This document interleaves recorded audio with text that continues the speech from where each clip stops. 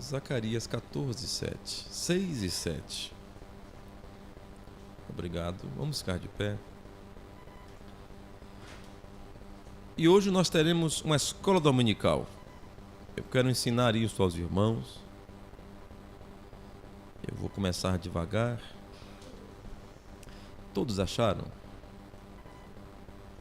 Bem? Zacarias 14, versículos 6 e 7.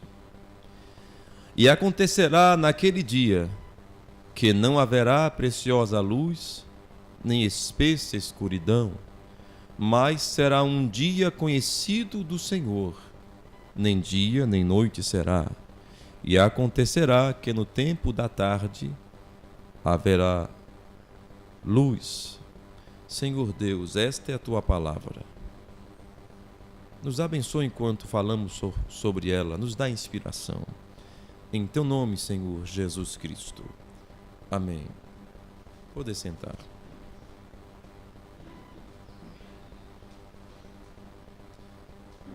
Naquele dia também acontecerá que correrão de Jerusalém águas vivas, metade delas para o mar oriental e metade delas até o mar ocidental. No estio e no inverno sucederá isto. O Senhor será rei sobre toda a terra. Naquele dia será o Senhor e um será o seu nome. Que o Senhor Deus nos abençoe a sua palavra em nossos corações. Irmãos, eu quero pregar sobre a mensagem. Eu vou entender que você está vindo aqui na igreja pela primeira vez e está ouvindo um pregador que prega a mensagem da hora. Que mensagem é esta? Eu quero pregar a mensagem para você e é o título desta mensagem é a mensagem da hora. Esse texto aponta para um dia que seria conhecido do Senhor. O que é um dia conhecido? Um momento que Deus conhece. Um tempo peculiar. Não seria nem escuro, nem noite, nem dia, nem noite será. Mas nesse tempo, no tempo da tarde, no tempo do entardecer, haverá luz. Esta é uma profecia. O que ela quer dizer? Um dia que seria sombrio, não seria nem noite, nem dia será, mas nesse tempo tão duvidoso haveria luz. O que é a luz? Lâmpada para os teus pés, meus pés é a tua palavra e luz para os meus caminhos. A palavra é a luz. Sempre que falamos de luz, nós podemos lembrar da palavra. Então essa luz que haveria no último dia seria uma mensagem, uma palavra. Haveria luz no tempo do entardecer. O tempo do entardecer, para nós motoristas, é a pior hora que nós temos, porque não é claro o suficiente e para que você veja sem ligar os faróis, e não é escuro o suficiente para os faróis clarearem. É um tempo duvidoso. O tempo do entardecer não é nem claro, nem escuro. Mas nesse tempo duvidoso é exatamente onde haveria luz. Essa luz está no tempo da tarde. Muito bem. Que tarde é esta? Esse tempo duvidoso é na tarde e haveria uma luz. Nós sabemos que luz é a palavra. Bem, mas que tarde é esta? Nós encontramos que os tempos são contados pelo sol. O sol nasce de manhã, fresco. Então ele vai se aquecendo. Ainda é fresco de manhãzinha ainda, até às 7 horas. Então depois o sol começa a ganhar força. Das 9 então a seguir, ou das 8 para frente, o sol está dizendo, estou por aqui. No meio-dia ele alcança a maior força. Do meio-dia até a 1 hora. Está bem no meio do céu, inclinando-se. Depois das 2 horas para frente, ele começa a perder a força. 3 horas ele está ameno. 3 horas seria talvez como as nossas 7 horas da manhã. Ele começa a esfriar. 4 horas está morno. Então ele começa a declinar e finalmente se põe. O tempo da tarde é o final da jornada. O entardecer é o que vem antes da noite, e a noite é o descanso. Quando falamos no entardecer das eras, referimos ao quê? Ao final das coisas. Jesus deu um exemplo acerca da tarde, dizendo assim, que um homem, dono de uma certa vinha, de uma certa lavoura, chegou e disse para alguns trabalhadores que de manhã vão trabalhar na vinha. E depois, no meio da manhã, chamou outros, disse, vá, trabalhe na minha fazenda, na minha plantação. Quando foi de tarde, também chamou outros, vá e trabalha na minha roça. Chegando também no final da tarde, na hora quase com as 4 horas da tarde, na hora 1/10, que é às 4 horas, porque o dia para os judeus é contado das 12 horas, das 6 até as 18, a primeira hora do dia é às 9 horas, e a última hora do dia é às 18 horas. Então a hora 1/10 seria nossas 5 horas, porque seriam 9 mais 6, porque 6 da manhã é a primeira hora para o judeu. Então, nossa hora 1/10, nossa hora 12 horas seria 18 horas e 11 horas seria 17. Serão 5 horas da tarde.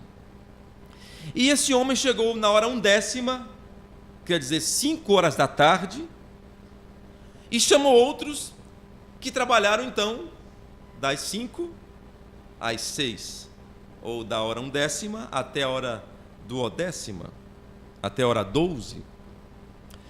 E na hora em que o patrão chamou-os para dar o pagamento, começou pelos últimos. Aos que começaram a trabalhar 5 horas da tarde, na hora 1/10, no tempo do entardecer, ele pagou um salário. Ao que trabalhou no meio da tarde, às 3 horas, ele pagou também um salário. E assim foi. Quando chegou naqueles primeiros trabalhadores, o dono também pagou um salário. Eles então ficaram chateados, porque pensou, se ele está pagando um salário a quem trabalhou de 5 às 6, e a nós trabalhamos de 6 às 18, às 6, de 6 da manhã às 6 da noite, quanto nós vamos ganhar? Então, ele pagou o mesmo dinheiro. E aí o patrão disse, por que vocês estão reclamando? Acertei o que com vocês? Não foi dar esse salário aí? Estou devendo o que a vocês? Ou vocês são maus e não querem deixar que eu dê àqueles o salário que eu tratei com eles? O dinheiro é meu, eu dou a quem eu quiser. Se eu quero pagar 1 hora de trabalho a um trabalhador e um salário a quem trabalhou 1 hora e pagar a você que trabalhou o dia todo o mesmo salário, isso é um assunto meu. Que tem você com isso? Vocês lembram da história? Isso mostra que o Senhor Deus, o dono de todo o salário, pagará a cada um de nós o que prometeu. Não interessa o quanto você trabalhou, ele prometeu te salvar, ele te salvará. Mas fiz pouco pelo Evangelho. Alguém vai dizer, você fez pouco? Vá brigar com o meu patrão. Ele disse que ia me pagar assim, que ia me salvar. Mas você não mereceu. Bom, e você que mereceu? Você acha que seu trabalho valia a sua salvação? Não valia. Foi a graça que salvou a todos nós. Jesus falou sobre a hora 1/10, o tempo da tarde. Então nos mostra que haveria trabalhadores no tempo da tarde. E é assim que a Bíblia vai se encaixando. Você pega o tempo do entardecer, com a com a parábola dos trabalhadores da hora 1/10, e você vai costurando a palavra. É assim que nosso profeta fazia, é assim que eu faço. Amém? Esta hora 1/10, esta última hora, é uma hora especial, porque é o fechamento de tudo. Amém? Então, já sabendo que a hora undécima é o fechamento de tudo e que a tarde é o fechamento de tudo também, porque o tempo do entardecer faz alusão à hora undécima, nós sabemos então que essa profecia de um dia conhecido do Senhor seria o último dia. Amém? Então, nos últimos tempos seriam tempos, aí Paulo vem e acrescenta, sobre os últimos tempos seriam tempos trabalhosos. Quais tempos? Os tempos da hora undécima. Quais tempos? O tempo do entardecer. Tempos trabalhosos. Não eram os tempos que Paulo estava vivendo, eram aqueles que iriam vir. E sabe, irmãos, encurtando logo, atalhando aqui nossa mensagem, nós estamos nesse tempo. Não tem mais como piorar, meus irmãos. Mas haveria luz no tempo do entardecer. Nós teríamos uma mensagem, teríamos uma palavra no tempo do entardecer.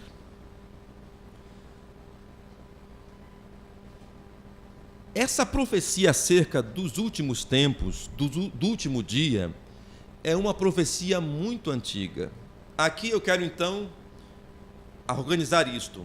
Nós já sabemos pela palavra que haveria um dia conhecido do Senhor, um dia muito ruim, que Paulo disse que seria trabalhoso, que nós sabemos que é a hora undécima, que é o tempo do entardecer. Uma hora difícil, mas que haveria luz ali. Muito bem. Nós citamos Zacarias, citamos Paulo, citamos o próprio Senhor Jesus Cristo. Agora vamos caminhar pela Bíblia.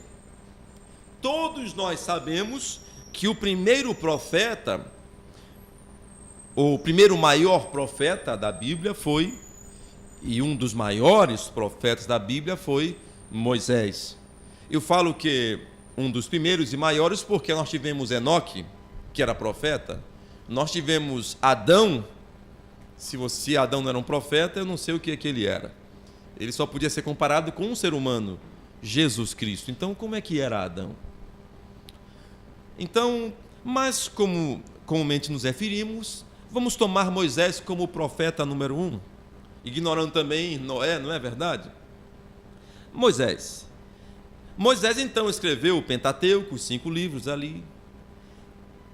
O que é que nós temos depois de Moisés? Qual profeta aparece? Josué. Depois dos profetas, quem nós temos? Nós temos ali então o livro dos Juízes. E os homens que Deus usou ali. E ali aparece, depois do livro de Juízes, aparece o profeta, sacerdote e rei, chamado Samuel. Não é assim? Depois de Samuel, nós temos, aparece então Saul, rei, e depois Davi, então aparece o profeta Natã. Não é assim? Profeta Natã. E por ali ele fica, no livro dos reis.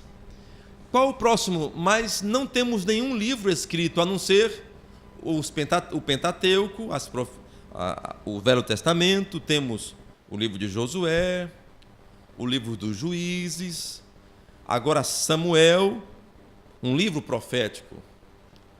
Mas você sabe que Samuel fala muito, sendo mesmo um livro de um profeta, não há muitas profecias para frente. Aí nós temos o livro dos reis e aparecem os profetas. E aí aparece Elias, um dos profetas mais antigos da Bíblia, vocês sabem. Então, depois de Elias, em algum momento, aparece o profeta Joel. Isso está bem no começo da Escritura. Joel é um dos profetas mais velhos do Velho Testamento. O livro profético mais velho do Velho Testamento é o livro de Joel. É chamado comumente como um livro, um profeta menor, porque há pouco escrito. Creio que 3 capítulos apenas. Então Joel aparece no começo da Bíblia, cerca de 700 anos, 200, Me fugiu agora o dado. Mas séculos antes de Isaías, já tinha Joel. No tempo dos primórdios de Israel, aparece Joel. Naquele tempo o mundo não era tão grande quanto era no tempo de Isaías. Era pequeno. Estava bem próximo ali bem próximo ali do Éden ainda, daquele do milênio em que viveu Adão, não é? O primeiro milênio. Salvo engano, estavam ainda no segundo milênio, não tinha se completado 13 mil anos ainda de história. Então nós temos Joel ali. E Joel vem e fala acerca de uma restauração. Vejam só. Joel fala de uma que Deus restauraria os anos que certo animal, certo inseto teria consumido daquela árvore. Eu já preguei sobre isto. Restituir-vos-ei os anos que a lagarta, os anos em que a árvore foi devorada pelo pulgão, pela lagarta, pela aruga, pelo gafanhoto. Restituir-vos-ei. Eu estou no capítulo 2.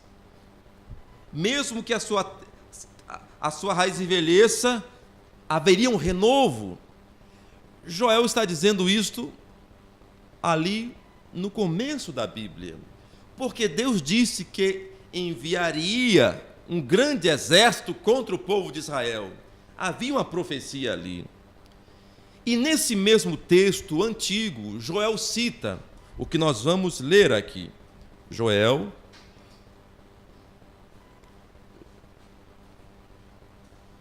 capítulo 2, versículo 28 ao 32.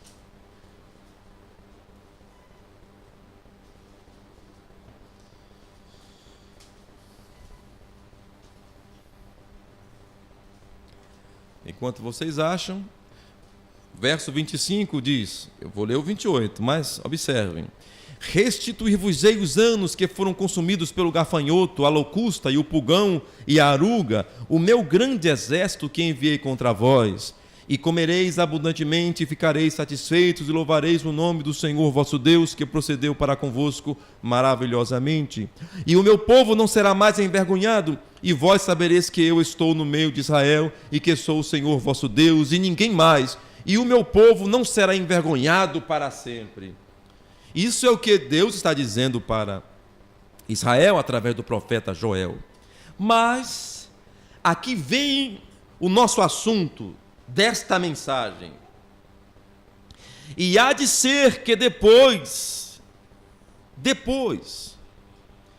do quê? Que o meu povo não fosse envergonhado para sempre. E há de ser que depois derramarei o meu espírito sobre toda a carne. E vossos filhos e vossas filhas profetizarão, os vossos velhos terão sonhos, os vossos mancebos terão visões, e também sobre os servos e sobre as servas naqueles dias derramarei o meu espírito. Aqui vai uma pergunta: onde aparece línguas estranhas? No texto de Joel não aparece. E mostrarei prodígios no céu e na terra, sangue e fogo e colunas de fumo. O sol se converterá em trevas e a lua em sangue, antes que venha o grande e terrível dia do Senhor. Vocês lembram? Será um dia conhecido do Senhor. Ó, de novo o dia de novo. E há de ser que todo aquele que invocar o nome do Senhor será salvo, porque no monte de Sião e em Jerusalém haverá livramento, assim como o Senhor tem dito, e nos restantes que o Senhor chamar. Muito bem, quero fazer uma pergunta. Esta profecia se cumpriu?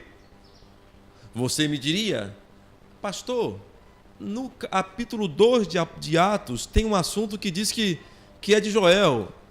Vamos ver lá. Vamos ver se essa profecia se cumpriu aqui no livro de Atos, capítulo 2. Vamos ver.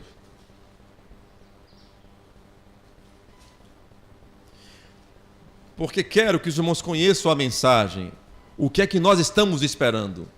Estamos esperando a consumação da profecia de Joel.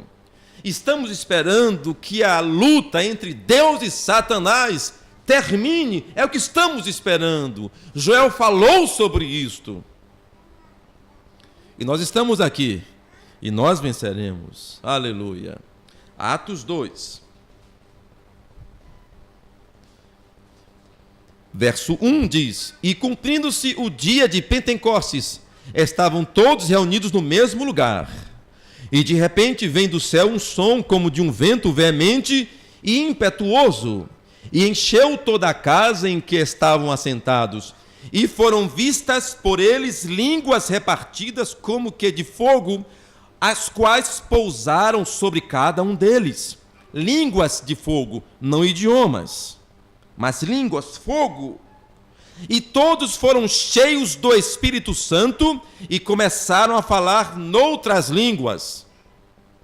Aqui aparecem línguas estranhas. No texto de Joel não aparece. Conforme o Espírito Santo lhes concedia que falassem. E em Jerusalém estavam habitando os judeus, varões religiosos de todas as nações que estavam debaixo do céu. E correndo aquela voz, ajuntou-se uma multidão e estava confusa, porque cada um os ouvia falar em sua própria língua, e todos pasmavam e se maravilhavam, dizendo uns aos outros: Pois que não são galileus todos estes homens que estão falando? Como, pois, os ouvimos cada um na nossa própria língua em que somos nascidos?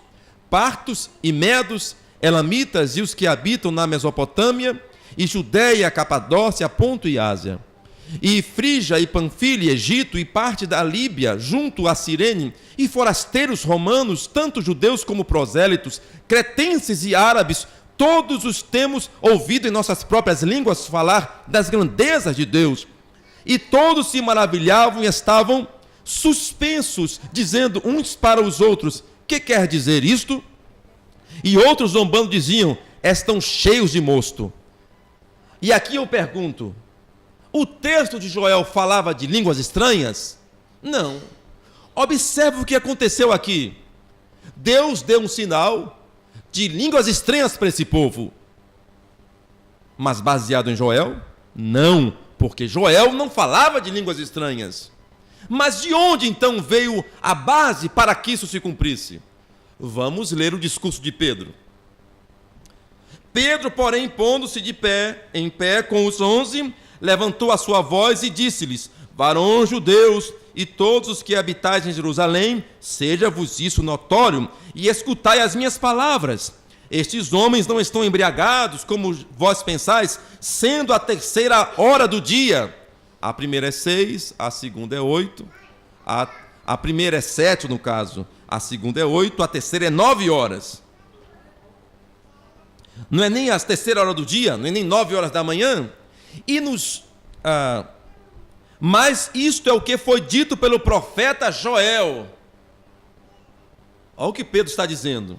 Mas isto é o que foi dito pelo profeta Joel. E nos últimos dias acontecerá, nos últimos dias, na hora 10ª, diz Deus que do meu espírito derramarei sobre toda a carne. Esta é a profecia de Joel, a qual Pedro está se referindo. Porque o Espírito Santo foi derramado, mas Pedro não está no último dia. Isto é fato. Então, como é que essa profecia de Joel aconteceu nos últimos dias, se nós estamos agora nos últimos dias? Alguma coisa está diferente. Vamos ler a palavra.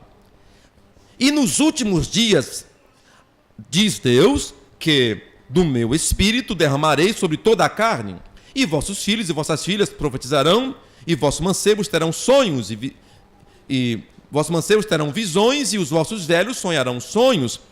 E também do meu espírito derramarei sobre os meus servos e as minhas servas naqueles dias, e profetizarão.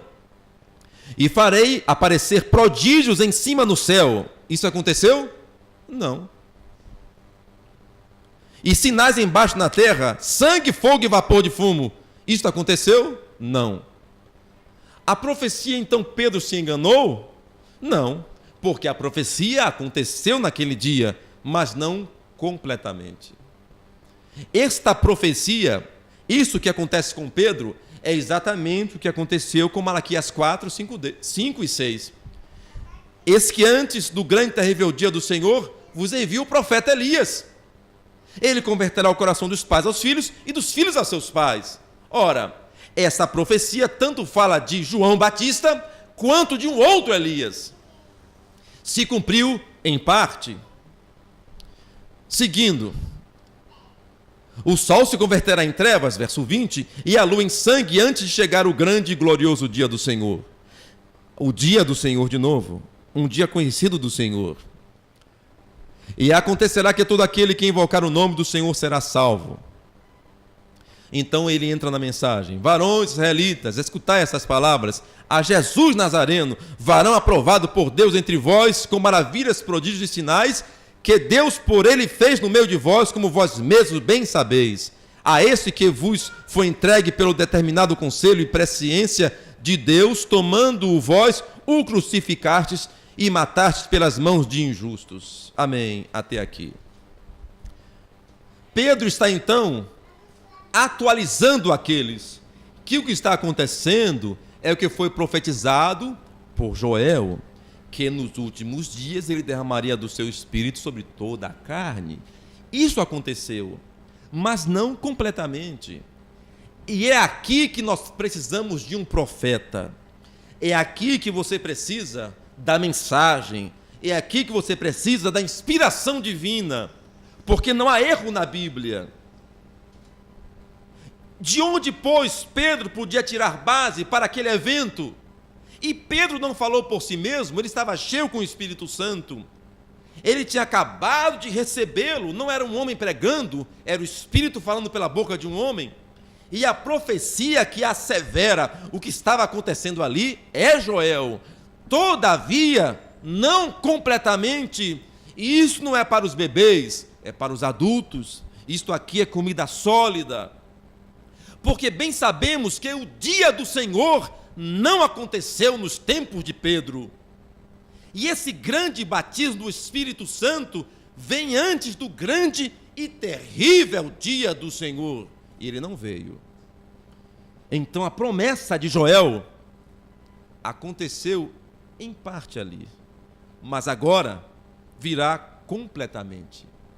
O batismo do Espírito Santo que estamos esperando transformará essa nossa velha carne, mudará os nossos corpos, nos dará um corpo glorificado como o do Senhor Jesus Cristo, e nós seremos transformados e encontraremos com o Senhor Jesus nos ares. É muito maior do que aconteceu naquele dia de Pentecostes. Aleluia. É o que estamos esperando. Mas isso ocorreria num tempo de mornidão. Olha outro termo aqui. Não é nem dia, nem noite.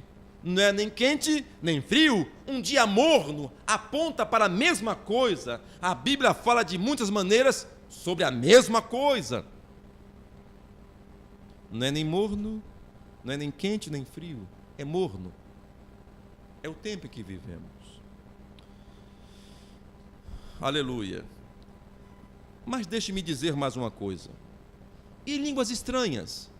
Vocês notaram que o ambiente todo ficou em volta depois daquilo em línguas estranhas? Eles ficavam tudo agitados. Que línguas estranhas? De onde veio isto, Pedro? De Joel. Pedro, não foi de Joel, Pedro. Joel não fala de línguas estranhas, Pedro. De onde foi? Então vamos abrir nossas Bíblias e vamos ver de onde veio línguas estranhas. De Isaías, capítulo 28, salvo engano. E eu estou falando aqui do cumprimento das profecias. Não me tomem mal. Eu vou chegar ali em Paulo.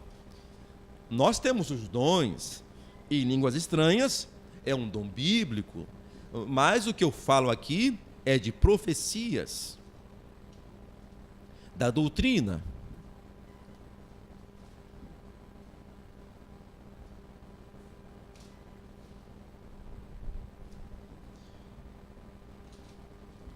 Deixe-me ver.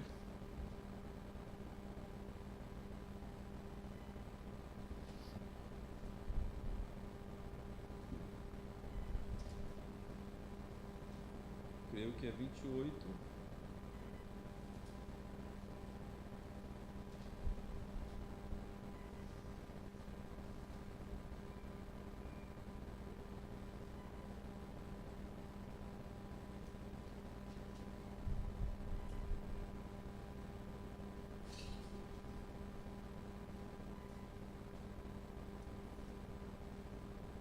Perto. 28:13 diz: assim, pois, a palavra do Senhor lhe será mandamento sobre mandamento,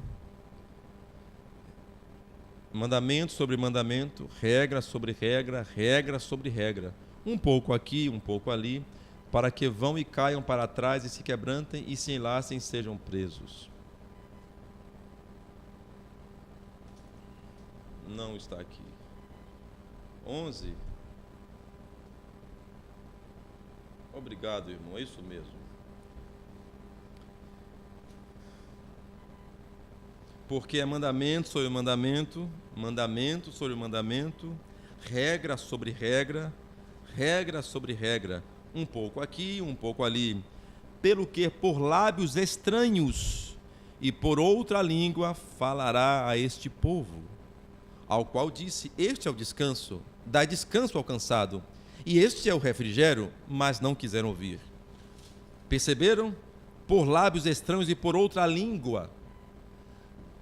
Deus falaria das suas grandezas por outras línguas e por lábios gaguejantes. É isso que o profeta ensinou. Esta é a base para que aquele povo fosse chamado a atenção. Era um sinal que marcaria a mensagem que estava sendo pregada para o povo de Israel, em línguas estranhas. Eles não podiam negar que algo de Deus estava acontecendo, porque os gregos buscam sabedoria e os judeus pedem sinal.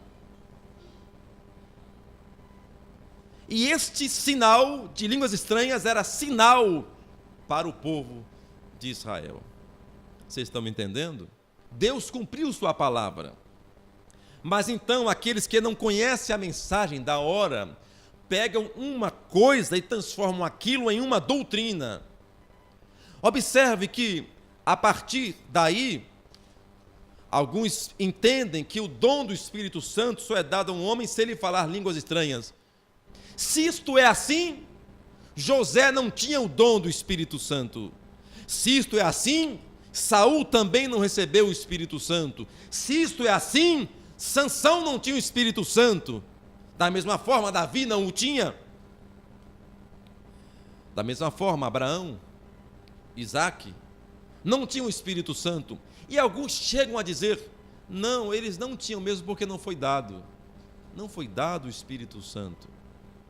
Eles não tinham o Espírito Santo ainda. Vocês acham isto? Que Moisés não tinha o Espírito Santo? Vocês acham que Enoque não tinha o Espírito Santo? O que era isto? O que eles tinham então? Enoque não tinha Espírito Santo, mas andou na presença de Deus de tal maneira que Deus o tomou. Sem ter o Espírito Santo, vocês acham isto? Eu duvidaria disto. Para mim, Enoque tinha. O que ele não tinha é a doutrina que nós cremos, que para ter o Espírito Santo tem que falar línguas estranhas. Sabe de uma coisa?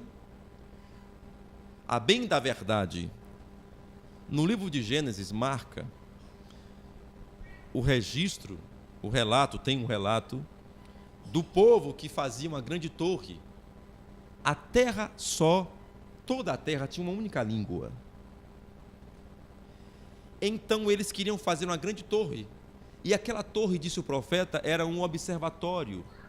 Eles queriam observar, porque quando viesse outro dilúvio, eles não seriam mais pegos de surpresa. Então Deus desceu ali e confundiu as línguas. Essa divisão de línguas que temos hoje foi por obra de Deus. Se você quer, foi por obra do Espírito Santo. Dividiu as línguas para que ninguém mais se compreendesse. E eles então abandonaram aquela obra. Muito bem. O que aconteceu no dia de Pentecostes foi exatamente uma obra contrária. O efeito contrário agora. Ali o Senhor dividiu as falas, as línguas, mas aqui no Pentecostes Ele unificou a língua de novo. Amém? E terá um tempo em que todos nós falaremos a mesma língua. É tão estranho. Você encontra com um irmão estrangeiro, ele está louvando a Deus, e você sabe que ele está louvando a Deus, mas você não consegue se comunicar com ele. Amém? Mas você consegue sentir que ele está em adoração. Você não consegue falar por aqui, entender o que no ouvido, mas o coração sabe que vocês estão falando a mesma coisa, dizendo louvado seja Deus, obrigado por sua graça, Jesus, e assim por diante. Aí está o dom de línguas. Deus dividiu as línguas em Babilônia, em Babel. E Deus então igualou as línguas aqui no livro de Atos. E pelo Espírito Santo nós falamos todos a mesma língua. Foi assim que nasceu o dom. Essa é a sua história. E nós cremos nisso hoje, pastor? É claro. Paulo estabeleceu que se um fala em línguas, que haja intérprete. E que se não há intérprete, que ele fale línguas, para ele mesmo. Porque Paulo ensinou, se todos nós falamos línguas e entram em douto, dirão, estão todos malucos, loucos. Mas se um fala línguas, outro interpreta, e diz, olha, assim diz o Senhor, essa mulher que veio aqui assim, assim, ela tem esse tipo de problema. Foi isso que o irmão, a irmã falou agora. E a pessoa vai dizer, misericórdia, quem contou isto?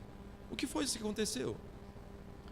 Como o profeta teve sua experiência com o só Jesus, ele chegou na reunião, havia um homem falando em línguas e outro interpretando. Ele entendeu que estava entre os anjos. E a interpretação era uma profecia. Línguas estranhas interpretadas é profecia. Então ele pensou que estava entre os anjos. Só tem que ele tinha o Espírito Santo e tinha um dom. Desde pequeno. Na verdade, ele tinha um dom desde pequeno. O Espírito Santo ele recebeu com 18 anos. Porque ter um dom do Espírito Santo é diferente de você ter o Espírito Santo. O irmão Brana teve visões desde pequeno, mas ele relata quando ele recebeu o Espírito Santo. Ter o Espírito Santo e ter um dom do Espírito Santo são duas coisas diferentes. O profeta disse, Satanás pode imitar qualquer dom do Espírito Santo, mensagem de desesperos, mas ele não pode apenas ser o Espírito Santo, ele pode personificar, ele só não pode ser o Espírito Santo. Qualquer dom ele pode imitar, foi o que o profeta disse. Então o profeta, tendo esse dom de discernimento, ele foi conversar com esses dois homens, que um falava línguas, outro interpretava.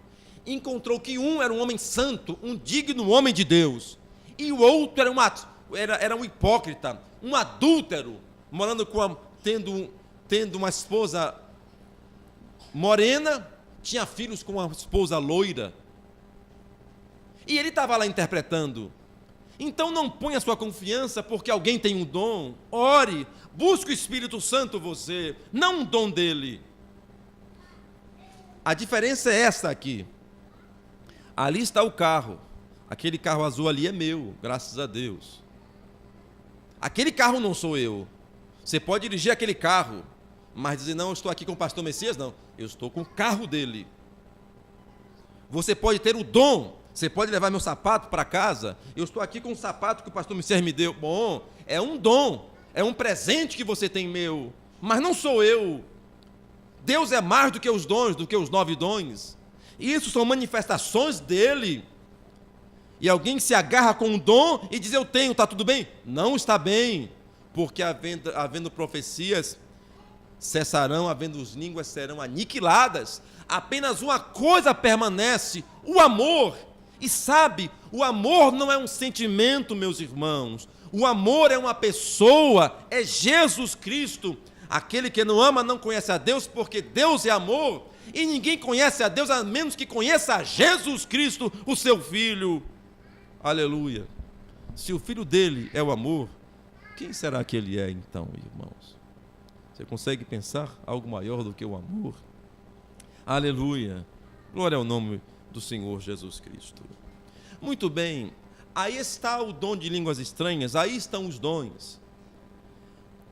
No livro de Coríntios, que estudamos recentemente, Paulo chamou os coríntios de carnais, mesmo dizendo que eles tinham todos os dons, apenas aguardando a aparição do nosso Senhor Jesus Cristo. Mas mesmo assim, Paulo disse: vós sois carnais, com profecias, línguas estranhas, discernimento e tudo mais. Vocês são carnais. Que ousadia de Paulo. Quer dizer que falar línguas quer dizer que a pessoa não é carnal? É carnal falando línguas. E tendo profecias, é carnal tendo profecias. Por quê, pastor? Porque os dons e a vocação são sem arrependimento. Mas a profecia de Joel disse que quem invocasse o nome do Senhor seria salvo. Não quem profetizasse, não quem tivesse sonhos, mas quem invocasse o nome do Senhor. E Paulo vem e diz que ninguém pode dizer que Jesus Cristo é o Senhor, a não ser pelo Espírito Santo. O Espírito Santo não fala ao contrário. Então o tipo de profecia, o tipo de doutrina que você tem, mostra quem você é. Aleluia. Amém? Até aqui tudo bem, meus irmãos? Há uma mensagem, e é essa que eu estou pregando, não é uma denominação. Uma denominação pega certa estrutura e vai adiante. Isso é bom. Ensinar as pessoas a receberem um dom do Espírito Santo, isso é maravilhoso. Ensinar as pessoas a serem dizimistas e ofertarem, isso é bom. Mas a mensagem da hora é outra coisa. Imagine, Paulo disse, por ocasião da questão da doutrina para ser pregada aos gentios, disse: vamos ensinar ao povo que apenas se abstenha da prostituição, da carne sufocada aos ídolos e do adultério, porque isso se ensinam todos os sábados nas sinagogas. Então, boas coisas eram ensinadas todos os sábados nas sinagogas. E para quem então veio Jesus Cristo? Se eles já tinham toda a doutrina bem, e viam, está tudo bem sendo judeu, são prósperos, são bons. Vá lá para Israel, pregar que mensagem lá para Israel, se eles estão prosperando? A questão não é prosperar nessa terra, a questão é que Deus tem um plano que está em curso agora. E em cada fase, Ele estabelece um padrão, algo para ser feito. Primeiro, quando chegamos aqui nesta igreja, a área de lá estava construída e aqui era um bocado de coisa velha. A mensagem da hora era o quê? Tirar as coisas velhas. Tiramos portas velhas, vaso sanitário velho, entulho e não sei o quê, e madeira, e papelão, e plástico, e derrubamos parede e jogamos fora. Primeira fase. Qual era a mensagem da hora? Limpar-se do velho homem, jogar as coisas fora. O que você aprendeu na escola e no mundo, jogue fora. E agora o quê? Agora vamos pregar a palavra para você. Aí está o judeu, limpando os costumes das gentes e colocando os costumes bíblicos. Ok, ótimo.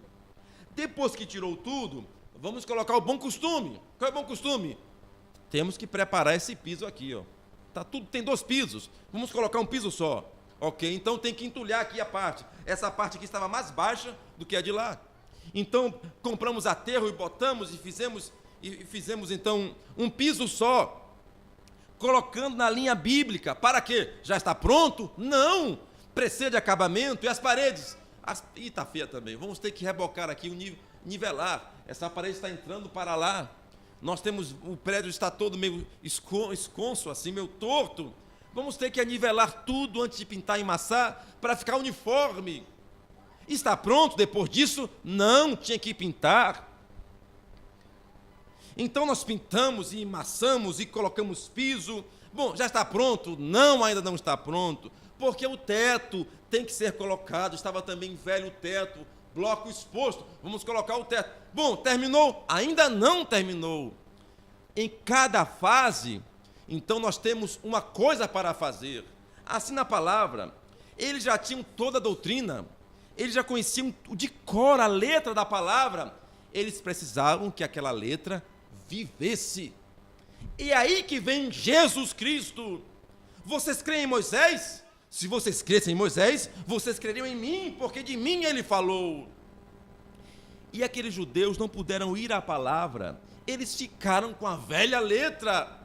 E ainda nesta manhã, há pessoas que veneram a letra da Bíblia, os versículos, os salmos, e não vão adiante. É que nem a pessoa venera, oh, que piso bonito. O piso aqui está aqui para ser venerado? Ele cumpre um objetivo, você pisar aqui, não ter poeira nesse lugar, e ficar bonito. O objetivo desta casa não é você olhar o piso, nem o teto. Mas eles ficam olhando, ó, como é bonito a profecia. Ó, como é maravilhoso o homem que teme ao Senhor e anda nos seus caminhos. Observe que coisa boa. Observe como eu não sou um gentil, como eu não como camarão, nem acarajé, nem carne de porco. Observe, eu nunca comi um calango, nem um mocó do sertão. Ó, que coisa. Sim, muito bem, muito bem, muito bem. Mas nada disso é o pecado. O que contamina o homem é o que está dentro. Jesus, que conversa é essa, Senhor? Mas a Bíblia, vocês veneram a letra. No princípio não era assim. Eles não podiam ir mais adiante. Vocês entendem? Eles estavam limitados, não podiam receber a mensagem. E sabe o que é a mensagem? É a palavra de Deus para aquela hora. Nós temos uma mensagem de Deus para esta hora. Se nós não pregamos esta mensagem aqui nesta igreja, não desista. Há alguém pregando isso em algum lugar. Mas ela está aqui. Nós estamos aguardando pela manifestação corpórea de Jesus Cristo mais uma vez. Estamos esperando pela mudança dos nossos corpos. É o que estamos aguardando. O nosso arrebatamento, sairemos daqui da terra, iremos para a glória, passaremos os 40 dias ainda aqui nessa terra, com o corpo transformado. Por quê? Porque Jesus Cristo, quando ressuscitou, passou por aqui quanto tempo? Uns 40 dias. Então ele foi aos céus e disse ficar em Jerusalém durante uns 7 dias. Então veio o Espírito Santo, porque ele foi morto na Páscoa e o Espírito Santo foi dado no Pentecostes, que é 50 dias depois da Páscoa, e ele ficou uns 40 dias com eles, antes de subir. Nós cremos que seguiremos os mesmos passos, e de qualquer sorte está escrito que nós nos ajuntaremos primeiro com ele nos ares, depois iremos. O arrebatamento não vai ser um sumiço assim, estaremos aqui alguns dias, será um tempo maravilhoso. Já imaginou? Você se tornar jovem de novo com seus 18 anos, na flor da idade, os doentes sarados, será um tempo maravilhoso. Os que morreram em Cristo ressuscitarão primeiro, desde Paulo. Já imaginou que encontro nós vamos ter? Eu espero por esse encontro. Aleluia. E nenhum de nós perderá esse encontro, porque estamos em Cristo Jesus agora mesmo.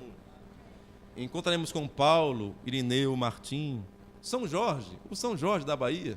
É ele mesmo que matou o dragão, mas não é esse dragão não esse ídolo, mas Jorge, nosso irmão, aparecerá. Francisco de Assis, estaremos com ele, Joana d'Arc e tantos outros. Martinho Lutero. Eu vou dizer, Martinho, gostava muito de você, viu? Foi muito bom ouvir sua história. Será um tempo maravilhoso, 40 dias de encontro. E estamos esperando isto, mas alguns não. Alguns pararam. Sabe, é como, vou citar de novo o carro. Tem gente que gosta de carro. Não é o meu caso. Eu gosto de violão. Mas aí a pessoa gosta de carro. Até hoje não sei pneu de carro, a marca, nada. Mas ele sabe tudo de carro e tudo. Bom, carro é para rodar, é o que eu penso. Carro é para rodar, então funcionando tá bom. E tem aquele capricho assim. Não estou dizendo que você deve ser desmauselado com o seu automóvel, cuide dele. Mas tem gente que se preocupa. Bom, mas tá demais. O automóvel é só para você andar, né? Tá apaixonado pelo seu carro. Aí a mulher fica brava com você, e com razão, né? Fica só no carro, pintando o carro. O que é isso? Tem gente que está muito satisfeita com essa igreja. Bom, eu não estou. Essa igreja pode vir qualquer um. E aqui nós pregamos sobre aquela igreja. Aqui entra qualquer um, mas naquela não. Nós estamos pregando. Sabe o que nós somos? Nós somos a porta do céu. Jesus disse: ai de vós, escribas e fariseus hipócritas, porque vocês colocam na porta do céu e não entram, e nem deixam aqueles que querem entrar. Em que porta eles se colocavam? Eles eram pregadores. Pregadores se colocam à porta do céu porque estão pregando a palavra. Mas não entram porque não creem na palavra, nem deixam aqueles que querem entrar, ficam atrapalhando. Eles vão, Jesus disse: vocês percorrem um mar e milhas para fazer um seguidor, um prosélito, e quando consegue fazê-lo, o torna 2 vezes mais merecedor do inferno do que vós. Atrapalha. Tem a palavra, mas não está misturada a fé nelas, por isso não pode se salvar. É o que Paulo ensinou. Só a palavra, sem fé, não adianta. Um discurso apenas intelectual. Nós estamos aqui na porta do céu. Deus me ajuda a nunca ser um fariseu, nem um saduceu hipócrita, para que eu mesmo entre e ajude alguém a entrar também. Onde? No céu, de onde nós viemos, para onde nós estamos voltando, meus irmãos. Mas as pessoas gostam da terra. Louvado seja Deus. Então a mensagem da hora, talvez seja redundância, porque Deus não está no momento, nem na hora. Deus é eterno. Deus não está em nosso momento. Sabiam vocês disso? Deus não está no passado. Deus não está no futuro. Para Deus não há passado nem futuro. Ele está aqui como está em 2035, se houver esse ano. Ele é o mesmo. Então, toda vez que Deus dá uma mensagem, a mensagem é da hora para nós, não para Ele. E a mensagem é que haverá um dia de acerto de contas, e é um dia conhecido dEle. E para esse dia, então Ele tem uma mensagem, para que seus filhos não sejam pegos de surpresa. Irmãos, na mensagem, ouvindo, reconhecendo e agindo sobre a palavra de Deus, o profeta diz no parágrafo 146,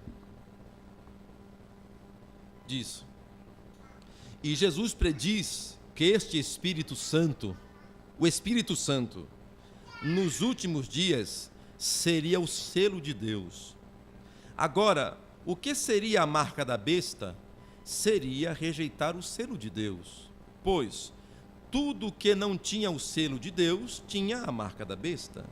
E se são 2 marcas espirituais, uma delas será uma verdadeira marca de Deus e a outra será apostasia.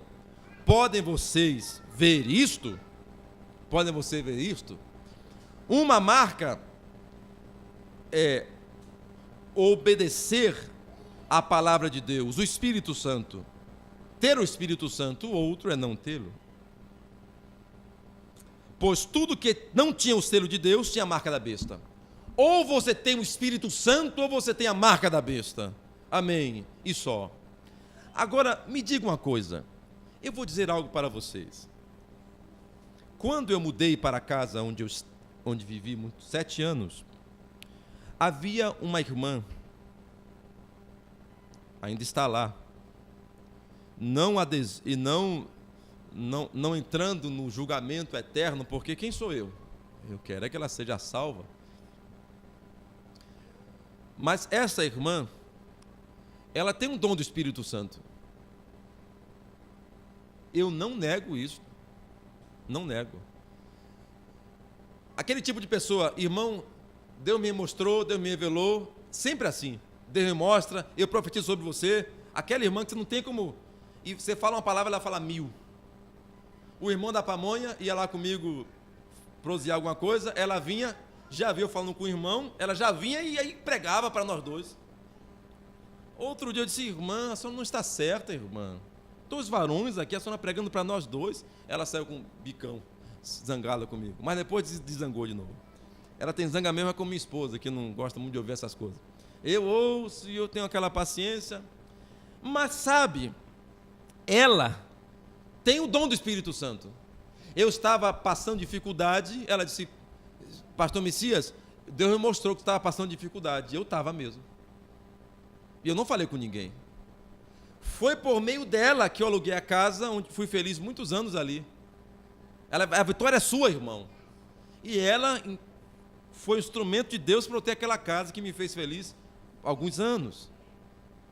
Ela era da Assembleia de Deus, mas depois saiu e foi para outra, saiu. Ela que me perguntou sobre o óleo. Óleo de unção para sacerdote pode ser o mesmo de unção para a cura divina? Um é azul, outro é outra cor.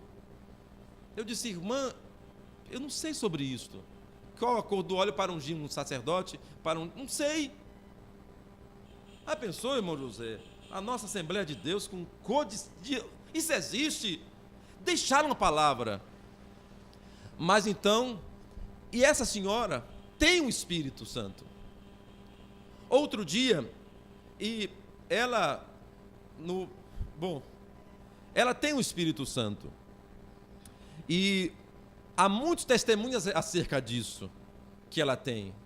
Mas o problema é a doutrina, é pelos frutos que nós conhecemos. É pela doutrina, como é que alguém pode ter um dom do Espírito Santo, agora você já sabe, e não ter um bom testemunho? Viver em fracasso. Já pensou? Um irmão que é profeta, profetiza, tem discernimento do Espírito e só anda endividado por aí, mal falado, e é um adúltero. Pode ser uma coisa dessa? Pode sim, muito bem. O dom que ele tem não está salvando ele, não. Ele pode atuar com os dons, mas disse o profeta, observe o que ele disse, o mesmo Espírito Santo que te usa é o mesmo que te condenará no último dia. Você devia saber que não pode dizer assim, que você tem o Espírito Santo, não podia fazer isso, e você fez.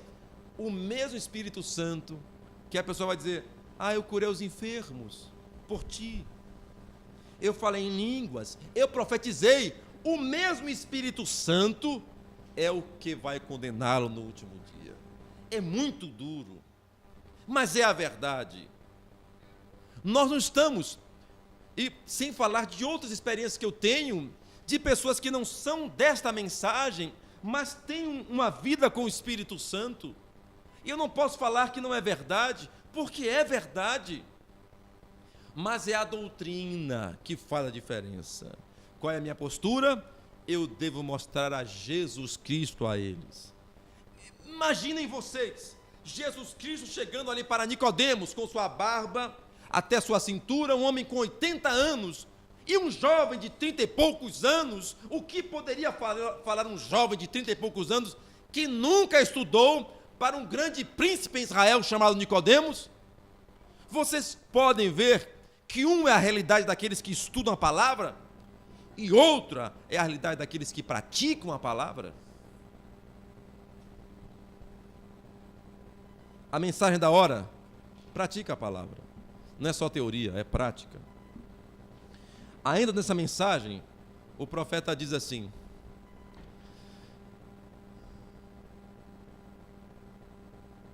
e você vê um homem apanhar uma certa escritura, e, irmão, aquele homem pode tomar aquela escritura e fazê-la reviver, e fazê-la viva exatamente como prometeu aqui na Bíblia. E o próximo homem o vê fazer, e ele concorda e tenta fazê-lo, e falha. Agora, eu espero que vocês estejam captando o sentido agora. Ele falha porque a escritura não é inspirada para ele. Ele está somente tentando personificar, tentando ser da mensagem, mas nunca vai conseguir, que a mensagem não é para ele. Vocês estão me entendendo? São duas. As pessoas tentam seguir a palavra, mas não conseguem, porque a palavra não é para eles. Eles são uma personificação, uma imitação da coisa verdadeira. Um produto chinês. Parece bom, mas é da China. Você sabe, uma peça de segunda qualidade. Paralelo. Se fizesse uma peça original, duraria tanto tempo. Perdoe-me citar o carro de novo, mas você sabe, nossos carros nacionais como são. Eu tive um Palio, troquei a descarga tantas vezes, e o antigo proprietário também algumas vezes. Esse carro aí tem 17 anos, nunca trocou a descarga, nunca fez barulho. Por quê? Um produto original e bom. O evangelho é assim. Agora, não é valorizado. Um carrinho barulhento vale mais dinheiro que ele. Por quê? Por que não dão valor ao que presta? Eu não sei. Espero que você valorize o que presta. O que é original é perfeito. Deus tem aqueles aos quais Ele pode confiar sua palavra, e a palavra vive neles. Se cumprindo o que disse Paulo, o que disse Jesus Cristo: eis que eu estou convosco, mesmo em vós, até a consumação dos séculos. Eu falei então para uma pessoa que é culpada de não ter uma vida correta, ter uma vida barulhenta, e de brigas, e de mau testemunho. Eu disse, mas é uma crente, uma cristã. Eu disse, um certo pregador chamado D.L. Moody, ele disse que se Jesus entrar em sua casa, a vizinhança logo saberá. E não foi uma indireta para ela. Eu estava dizendo isso para ela. Se Jesus mora na sua casa, as pessoas sabem que tem paz naquela casa, tem paz em você. Mas as pessoas se preocupam mais com dons, com outras coisas, do que zelar da presença de Deus. E isso não prova nada. Você precisa ter o Espírito Santo. E a mensagem da hora está agregada a este Espírito Santo. Porque é o Espírito Santo que age em você, tanto querer como efetuar. E agora eu caminho para o final desta mensagem. Na década de 40, Israel se tornou nação, e as Nações Unidas estavam colocando aviões para levar os judeus de volta à sua terra. Os judeus que foram espalhados, vocês sabem, na Segunda Guerra. E havia um velho, um ancião, que não queria subir no avião. Nosso saudoso irmão Peregrin falou bem sobre isto. E até uns slides com essa foto, a foto desses aviões. E o velho não queria subir no avião, nunca tinha andado de avião. Então o rabino se aproximou dele e disse, mas meu irmão, não está escrito, mas os que esperam no Senhor renovarão as suas forças, subirão com asas, como águia?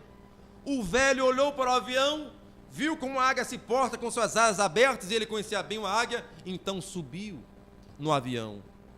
Em 40, perguntaram então para um outro velho, um repórter perguntou, para que você está indo para Israel? O senhor, um velho, ele disse, está indo para morrer? O velho disse, não, eu estou indo ver o Messias. Aleluia. Quando? Há 80 anos atrás agora, não é? Quase 80 anos atrás, 79, estou certo? Vocês podem ver em que tempo nós estamos? Israel assumiu o controle de suas terras. Note um pouquinho, perca um pouco de tempo, veja a Guerra dos 6 Dias, e veja as batalhas que Israel passou para se tornar uma nação. É coisa sobrenatural, meus irmãos. Dizem até que foram OVNIs que derrubaram os aviões estrangeiros. OVNIs? Não, anjos. É sobrenatural. E os mesmos anjos que estavam com Israel para fazer que eles chegassem à sua estrutura onde estão hoje, para aguardar o Messias, estão à nossa disposição agora para nos preparar para a vinda do Senhor Jesus Cristo.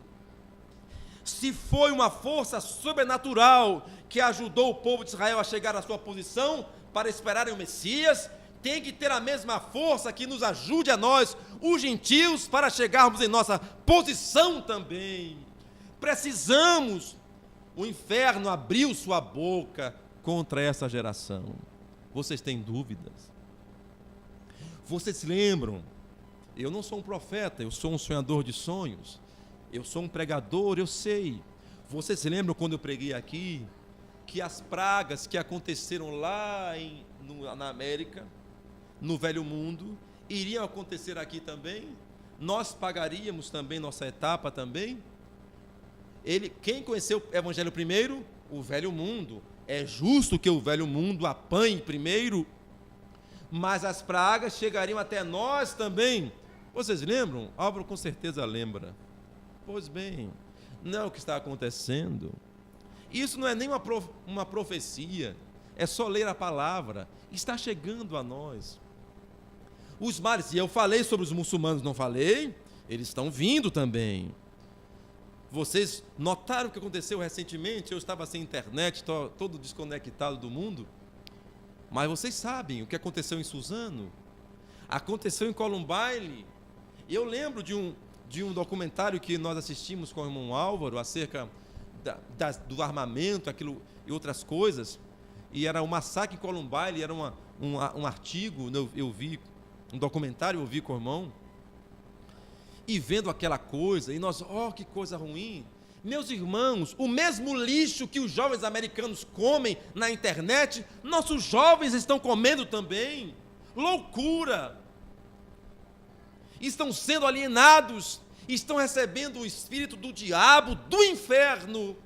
Não era melhor nas igrejas? Não era melhor com os crentes? Não querem? Pois bem, pagarão o preço. E que Deus tenha misericórdia de cada um de nós, porque podia ser um filho de um crente que tivesse recebido um tiro lá também. Podia ter sido eu ou você. Mas observe, irmãos, a loucura chegou, está em nosso caminho agora. O que você fará? Você precisa do Espírito Santo, desesperadamente, meu irmão, minha irmã. O inferno começou a se promover. Um jovem de, parece, 16 anos, outro jovem de 25 anos, na flor da idade, tanta coisa. Bom, não podia viver para ter prazeres mundanos? Não está liberado os prazeres? Não teve. Por quê?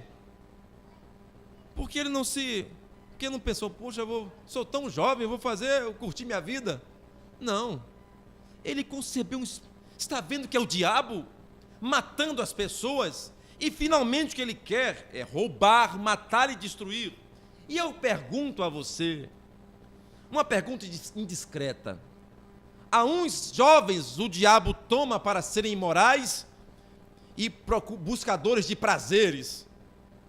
A esses que nós vimos, chamou-os à violência. E a você? O diabo chamou você a quê? Você está perdendo tempo com o diabo? Fazendo o quê? O que é que ele quer que você está fazendo? Está você buscando o Espírito Santo, vivendo em sua presença?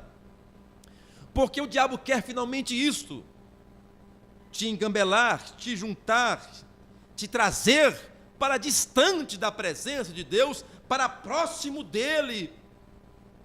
Jovens, com tanto para fazer, tiraram suas vidas e de outrem. Por quê? É diabo. E nossa sociedade não terá coragem de dizer isto, mas desse púlpito nós podemos dizer: é Satanás, roubando, matando e destruindo.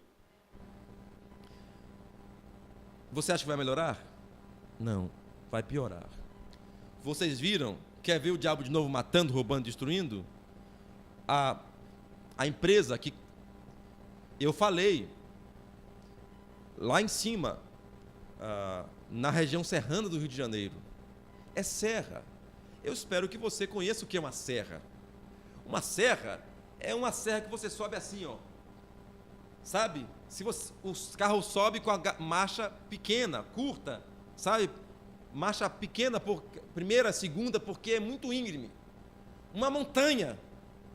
Vocês podiam imaginar que pessoas morreriam soterradas, afogadas, em cima de uma montanha? Aconteceu no Rio de Janeiro. E o morro desceu abaixo, o rio, as pessoas morreram afogadas. Que miséria, que desgraça. Eu disse, as coisas virão, enchentes, maremotos, terremotos, pragas. Espere. Então, outro dia, vocês viram, eu não falei sobre isto, mas aqui eu deixo o meu comentário. Os juízos de Deus estão vindo, de uma maneira ou de outra. Aquele rio de lama desceu daquela barragem lá em Minas Gerais. Aquele rio eu conheço, o rio Paraupeba. Eu comi peixe daquele rio lá. Há irmãos ali do pastor Dilson, na cidade que tem o nome do rio, cidade de Paraupeba. Então, lamas, os irmãos e irmãs viram a altura que a lama veio. Foram 6 metros de lama. Foi alto, a altura de quase de um poste. E matou aquelas pessoas. Já imaginaram? Podia ser um parente seu, podia ser você. E outras coisas, sem falar da outra de Mariana, acho também comentei pouco, as pragas estão vindo, porque o homem, aí você diz, mas é o homem que tem, foi a obra do homem, muito bem, mas não é o homem que tem transformado o mundo numa bomba? Não é o homem que tem transformado... Vocês sabiam que não há estudo suficiente para demonstrar o quanto é maléfico as ondas de rádio, as ondas de celular? Sabiam vocês disso? Sabia que alguns dizem que é cancerígeno, que você não devia usar celular no bolso? Sabia que viver onde tem antena pode causar a você malefício? Aí você está estressado, doente, não sabe o que é? As ondas... Se você ficar dentro, se isso aqui fosse um micro-ondas e você ficasse dentro, você não morria? Pois é, com tantas ondas por aí, por que não esquenta nosso juízo e nós não morremos? Porque Jesus não quer, só por isto. Neuróticos, é o nosso tempo, é o tempo do fim. As pessoas não conseguem se concentrar, mais amantes dos prazeres do que de Deus. Será um dia conhecido do Senhor. Estamos aqui. Mas no tempo de tanta confusão, ele prometeu que haveria uma luz. E a luz é esta mensagem que elucidaria essas coisas. Meus irmãos, eu citei para vocês várias vezes que em 33 o irmão Branham teve um sonho, teve 7 visões do que aconteceria antes do final do mundo. E a 5ª visão falava acerca de a 4ª visão falava acerca de um carro andando sem que as pessoas estavam jogando xadrez. Ele falou isso em 33. Em 33, observe os carros. Eles tinham aquelas lanternas com parecia um olho de sapo para fora. Pegavam na manivela ainda. Carros antigos. Vejam os carros de 33. O antigo, os Belés. O Belé de 50, o irmão deve conhecer melhor. Os carros de 50. Aqueles carros que pareciam, o fundo era de Fusca e a frente de um Cadillac, né? Cara de trem. Aqueles carros com cara de trem, vocês imaginam. E fundo de Fusca. Naquele tempo, ele disse, os carros teriam uma forma ovalada e seriam dirigidos por uma força. E os condutores estavam ali jogando talvez xadrez ou damas. Nós já temos isto hoje, meus irmãos. Isso não deixa você... glória a Deus, é a palavra, deveria deixar. Se não deixa é porque essa mensagem não é para você. Nós estamos vivendo o que o profeta disse, não haverá outra era, não haverá outra mensagem. E sabe o que ele disse finalmente? Que nós deveríamos viver uma vida simples, que honrasse ao Senhor Jesus Cristo. Porque o mesmo Espírito Santo dispensado a Enoque, a José, a Abraão, a Moisés, o mesmo Espírito Santo que operou com Elias e os demais profetas, o mesmo Espírito Santo que desceu ali com Pedro e os demais apóstolos, o mesmo Espírito Santo que sustentou a igreja antiga, o mesmo Espírito Santo que não deixou a igreja morrer nas eras, está hoje disponível para mim e para você. O mesmo ontem, hoje e eternamente, o Senhor Jesus Cristo. Depende de o quanto você quer viver com Ele. Você pode deixá-lo, e aqui quero terminar. há uma mensagem. Eu estava arrumando as caixas. Eu tenho muitas mensagens. E que tesouro não é ter aquelas mensagens? Eu tenho a minha coleção. O profeta disse: a fé para o rapto está nas mensagens. Leia as mensagens. Isto aqui é para a noiva, para você. A quem foi destinada esta mensagem? E para terminar, você pode deixar esse Espírito Santo na sala de visitas. O profeta ensinou, quando pregou a mensagem, portas na porta. Mesmo nessa igreja, nós temos aqui 2 portas. Ou, desconsiderando a porta de visita, né, com a grade, você entra. Mas ainda há outra porta, a porta do banheiro. Numa casa, nós temos várias portas. Você entra na casa, o anfitrião te diz: assente-se, fique à vontade. Então você fica à vontade assentado no sofá. Então ele diz: vem aqui para a mesa de jantar, ou me acompanhe até a cozinha. Então você vai e atravessa outras portas. Mesmo assim, há outras portas. A porta dos banheiros, há a porta da geladeira, e a porta dos armários, e há a porta dos quartos também. E eu quero saber, se você deixa Jesus Cristo ficar à vontade em sua casa e adentrar em todas as portas, Ele vai cuidar de você, vai te ensinar, vai ser seu amigo, terá intimidade com você, você crescerá na fé se você o convidar.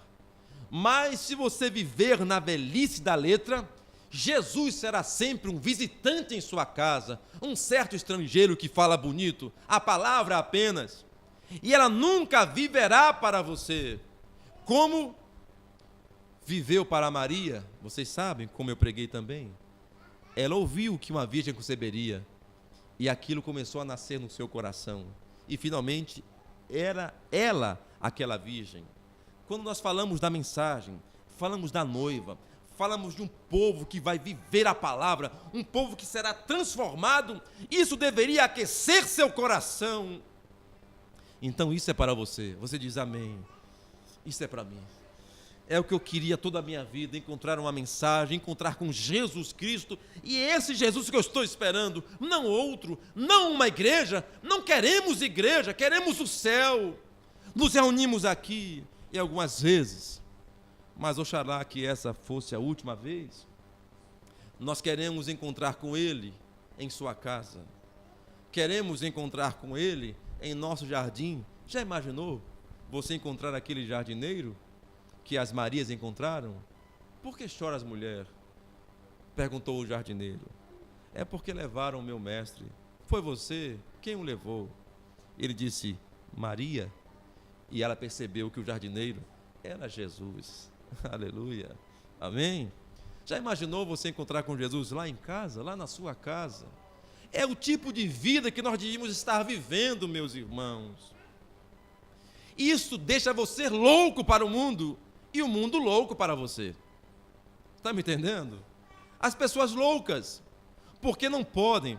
Não é que as pessoas, não é que você ficou louco, é que o Espírito Santo fez sombra sobre você e você não recebe mais a influência do mundo. Sabe? As pessoas dizendo, quando você olha os jovens falam sobre filme e sobre séries. O quê? Isso significa o quê para mim? Nada. Mas os jovens têm que viver vendo as séries. Você viu a tal série ali, não sei o quê, viu? Aquele jogo Atari, Atari, um jogo não sei o quê. Misericórdia. Vocês já viram como são os jogos? Quem já viu como é o jogo de gente grande agora? É sangue, é tiro, você... E eu vi porque eu pude... Não me perguntem como é que eu vi, mas eu vi. E o camarada com uma arma e... sangue para todo lado, é feio. Feio mesmo. E as cenas são reais, são animações reais. E miséria sobre miséria, o povo ali matando gente. Ora, você põe para fora o que você põe para dentro. Você é aquilo que você se alimenta. E se um jovem se alimenta de violência, o que ele terá é violência. O que esperar dos jovens? O que esperar de uma outra geração? Não há mais para onde ir, meus irmãos. A única forma que temos é fugir para o aprisco seguro do Senhor Jesus Cristo. Lá Ele te dará o óleo, ungirá você com azeite, receberás o Espírito Santo e você conseguirá viver fora do mundo. De outra maneira você não conseguirá, porque o mundo é grudento, é como visgo de jaca, e para sair da mão dá trabalho, a não ser que você esteja revestido com óleo, né? Passa óleo nas mãos antes de mexer na jaca. Então, mas sai com dificuldade, mas sai. Você precisa do Espírito Santo, desse óleo que vai deixar as coisas do mundo fora, afastada, longe de você. E se você tem problemas com alguma coisa do mundo, se você está muito próximo e não consegue se livrar de alguma coisa, busque o Espírito Santo. Ele afastará o mundo de você. Aleluia. Vamos ficar de pé. Glória ao Senhor. Esta é a mensagem da hora. Sai dela, povo meu.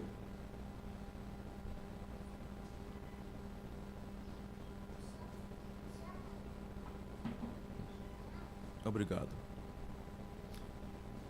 Sim, pode ser. Vamos fechar nossos olhos enquanto eu leio os pedidos. Você já pode orar.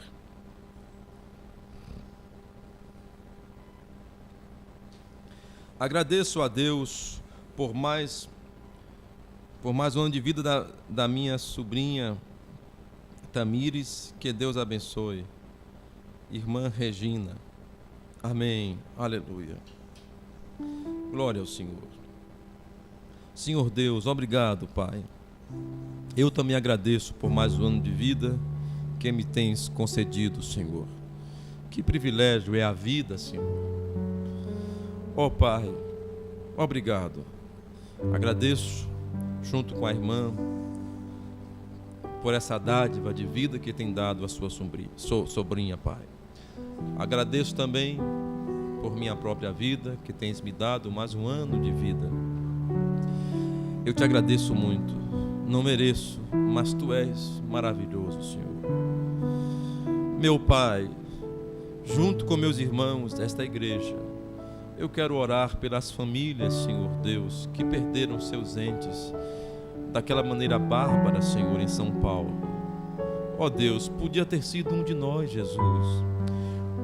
Eu peço que Tu consoles os corações, Senhor. Segure aquelas mentes, Senhor. Dê tranquilidade, ó Senhor. Recuperação, Senhor. Socorro é a palavra. Socorre ele, Jesus.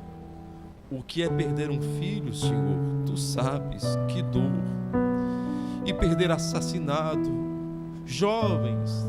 Mesmo as famílias dos assassinos, Senhor, que não eram tão jovens, mas também eram jovens. Perder de maneira tão trágica, Senhor. É o tempo do entardecer. É o tempo final, Senhor. As misérias estão vindo e virão mais ainda, Senhor. Ó Deus, tem misericórdia de nós, ó Senhor. Aqueles que têm escrito para a salvação, Senhor, a Tua noiva, eu oro por eles, Senhor, que eles tomem assento em seus lugares, Senhor, que eles venham para o aprisco do Senhor Jesus Cristo, ó Deus. Eu oro que Tu prepares o Teu povo, Senhor. Oro que Tu me ajudes nessa caminhada com esta igreja a cumprir nosso papel, executar nossa tarefa. Por favor, Senhor, da mesma forma, eu oro por todos que Te amam e aguardam Tua vinda, Senhor. Onde quer que estejam, quem quer que sejam, Senhor, aqueles que Te amam, Jesus, eu oro que a Tua graça alcance cada um deles. Oro, meu Deus, por nosso país. Oro pelo pão na mesa, que as decisões sejam tomadas de maneira que o pobre se beneficie, Senhor, de forma consciente, correta, justa. Se é possível, Senhor, em nosso país, termos um salário justo e preços justos dos nossos víveres, ó Deus. Eu peço que Tu nos dê isto. Peço que Tu abençoes o nosso presidente, a autoridade que está sobre nós, e demais autoridades, governadores, prefeitos, deputados e assim por diante, Senhor. Da maior autoridade até a menor, até o guarda da esquina, Senhor. Eu oro, tem misericórdia de cada um deles e que a justiça seja exercida, Senhor. Esse é o papel nosso, Senhor, pedir a Ti, e de Ti é que vem toda a justiça. Por isso pedimos, ajuda a nossa nação, ó Pai. Ó Senhor Deus, em todo o mundo, eu peço que abençoe nossos irmãos e nos prepare a Tua noiva para a Tua vinda. Obrigado por esta mensagem, eu Te agradeço. Obrigado pela mensagem que tens enviado. Obrigado porque o Teu Espírito Santo será dado sem medida. Obrigado porque o que esteve com o nosso profeta, em parte, estará 100% em nós. Eu não posso imaginar como é isto, Senhor, mas eu creio. Creio que como Tu colocastes Israel de novo em sua posição, Tu colocarás a noiva também em posição. Será um milagre. Sim, Senhor, mas eu creio que acontecerá. Como era impossível Israel existir hoje, e Israel existe, eu sei que também é impossível a noiva existir, mas ela existirá. Isto por obra e mérito Teu, ó Senhor Jesus. Peço, ó Deus, que nos ajude enquanto caminhamos. Ajuda esta igreja, Senhor Deus. Eu levanto minhas mãos a Ti, Senhor. Primeiro para agradecer por cada um deles, por estarem aqui, pela vida, pela saúde. E também, Senhor, levanto minhas mãos para Ti, para pedir que continue conosco, Senhor, e tenhas misericórdia de nós. Vem conosco para os nossos lares e nos livre do mal. Que a mensagem pulse, queime, viva dentro de nós, Senhor. Fala conosco, é o que nós Te pedimos durante essa semana, Pai. E não podemos esquecer daqueles que não estão aqui agora, por problemas de doença, de dificuldades. Tu sabes, socorre o Teu povo onde quer que estejam, Senhor. Oramos pelos ausentes, pelos desviados, Senhor, pelos errados. Tem misericórdia, ó Senhor Deus, e nos ajude como igreja a seguirmos pregando a Tua mensagem. E abençoe o Teu povo, é o que nós Te pedimos. Em Teu nome, Senhor Jesus Cristo. Amém. Aleluia. Diga a Deus abençoe a seu irmão. Vamos em paz. Aleluia.